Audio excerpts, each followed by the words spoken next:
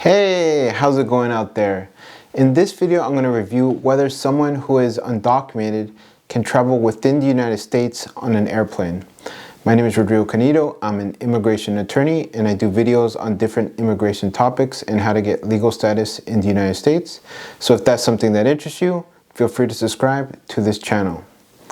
Alright, so right off the top, I can tell you as an immigration attorney, I do know people who are undocumented or have cases pending with immigration who have been able to travel on a plane inside the United States and have had no issue returning to their residence, all right, here in the United States. But that doesn't mean that there is no risk. So I'm going to go through some things you might want to take into consideration before traveling. If you're undocumented or if you know someone who is undocumented, they may also want to know this information. All right. So first of all, if you're traveling domestically within the United States on a plane, you still need to show ID. All right. So ID that you can use to travel domestically would be like a passport from your home country, other types of government ID from the United States. A work permit can actually also be used to be able to board a plane, right? Your work permit is a form of ID. It has your picture, has your birth date, that type of thing. I think the new ones are in pink, right? So that can be used. Your driver's license can also be used.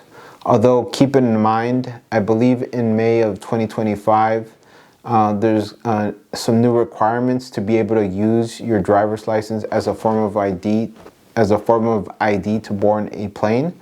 So you're going to need the real ID driver's license, and I believe there's some additional requirements with that.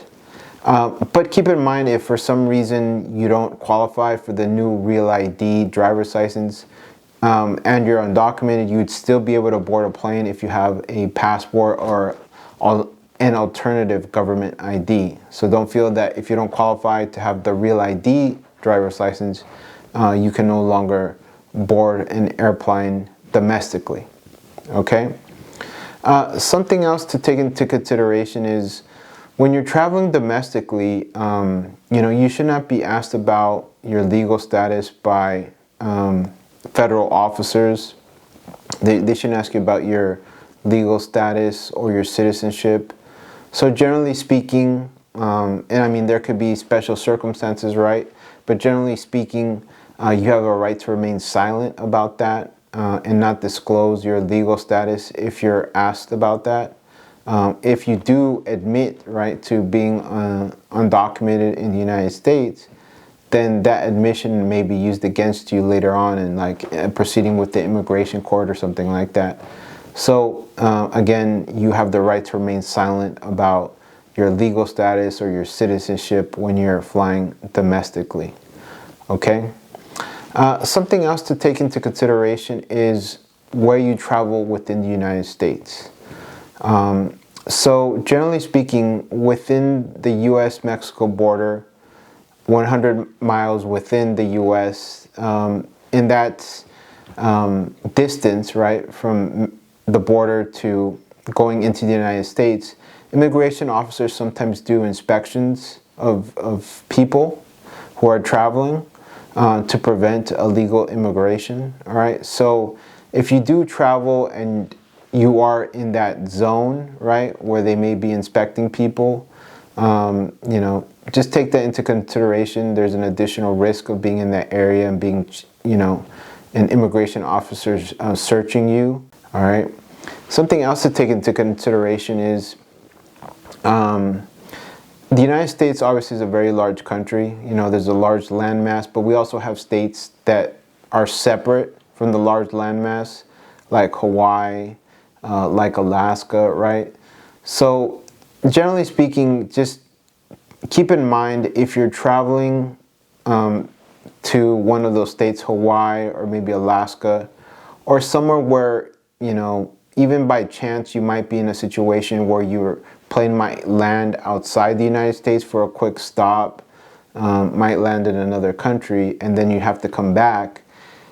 If you are checked through international inspection, if there's for people traveling into the United States from a foreign country, if you're going through that process, then yeah, officers are definitely going to ask about your legal status. And that's my understanding and my experience as someone who does travel.